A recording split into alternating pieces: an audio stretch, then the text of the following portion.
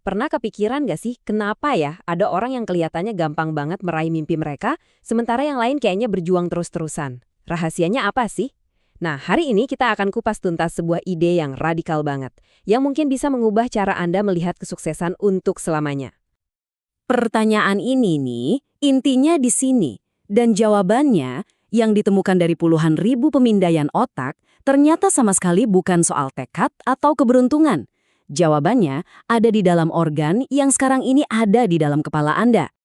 Oke yuk, kita bedah lebih dalam. Kita sering mikir sukses itu soal mindset, ya kan? Soal softwarenya kita. Tapi, gimana kalau masalahnya justru ada di hardwarenya? Sumber kami berpendapat kalau kunci sesungguhnya buat membuka potensi Anda adalah kesehatan fisik otak Anda. Coba deh kita lihat cara-cara lama buat perbaikan diri. Misalnya, terapi pernikahan.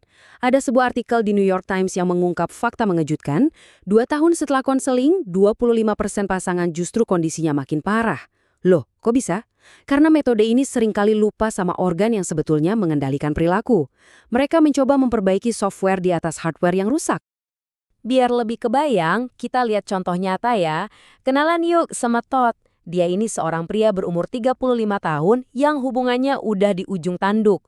Dia dan istrinya udah coba terapi bertahun-tahun, tapi nggak ada yang berhasil. Mereka udah di titik putus asa. Akhirnya, Todd menjalani pemindaian otak SPECT. Ini metode buat melihat aktivitas otaknya dan hasilnya, wow, mengejutkan banget. Otaknya kelihatan kayak keju Swiss, penuh lubang-lubang dengan aktivitas rendah. Pola kayak gini biasanya ditemukan di pecandu berat. Tapi Todd ini nggak pernah pakai narkoba. Terus penyebabnya apa dong?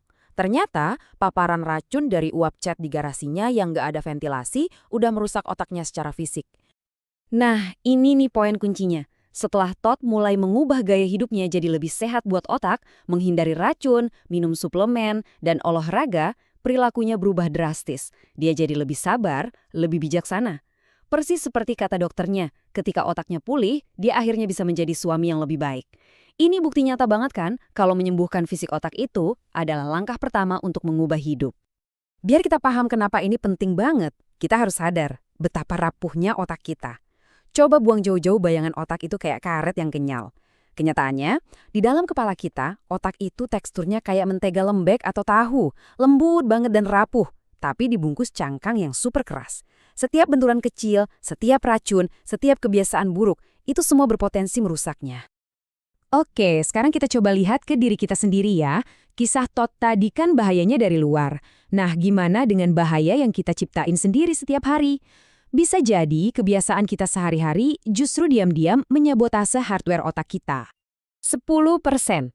Kedengarannya mungkin nggak seberapa ya, tapi kalau Anda tahu apa artinya angka ini, Anda bakal kaget. Yuk kita lihat konteksnya.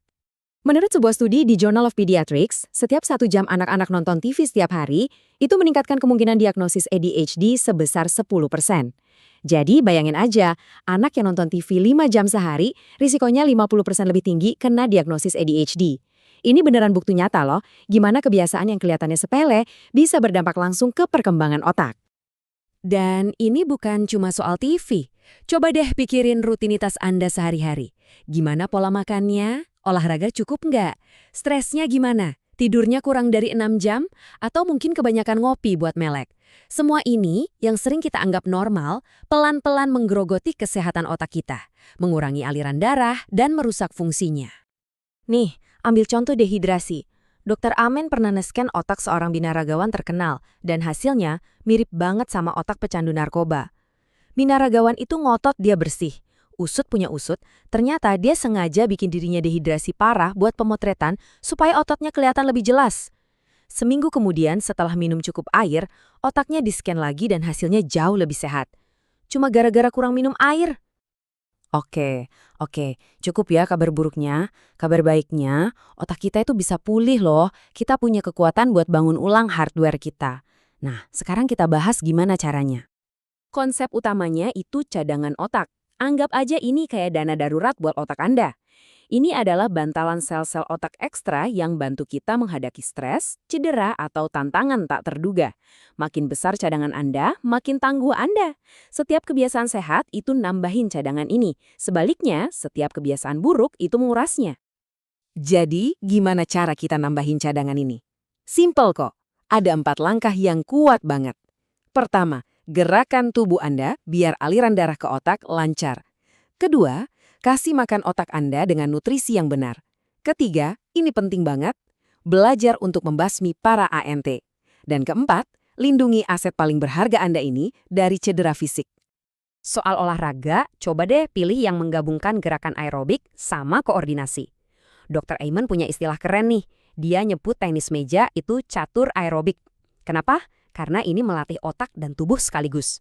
Anda harus mikir cepat, mengkoordinasikan mata, tangan, dan kaki Anda. Semuanya dalam waktu yang sama. Ini latihan yang sempurna banget buat otak. Terus apa sih ANT itu? Ini singkatan dari Automatic Negative Thoughts alias pikiran negatif otomatis. Tahu kan suara-suara di kepala yang bilang kita nggak becus atau semuanya bakal berantakan? Pikiran-pikiran ini bukan cuma perasaan loh, tapi beneran melepaskan zat kimia yang secara fisik merusak otak kita dan menguras cadangan otak kita. Belajar untuk melawan dan membasminya itu kuncinya.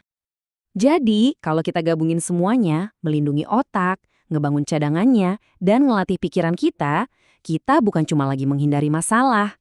Kita lagi benar-benar membuka potensi penuh pikiran kita yang luar biasa. Nah, ini dia kesimpulan utamanya. Otak yang lebih baik itu membawa kita ke kehidupan yang lebih baik. Saat Anda ngerawat hardware-nya, software-nya, fokus, mood, hubungan, kemampuan buat sukses, semuanya bakal jalan jauh lebih mulus. Ini adalah perubahan paling mendasar yang bisa Anda lakukan untuk ningkatin setiap aspek hidup Anda. Pada akhirnya, semuanya kembali ke satu pertanyaan simple. Setiap pilihan yang Anda buat, dari sarapan pagi sampai pikiran yang Anda biarkan ada di kepala, itu adalah pesan yang Anda kirim ke otak Anda. Jadi pertanyaannya, apa yang Anda katakan ke otak Anda hari ini? Anda lagi membangunnya atau justru meruntuhkannya? Pilihannya ada di tangan Anda.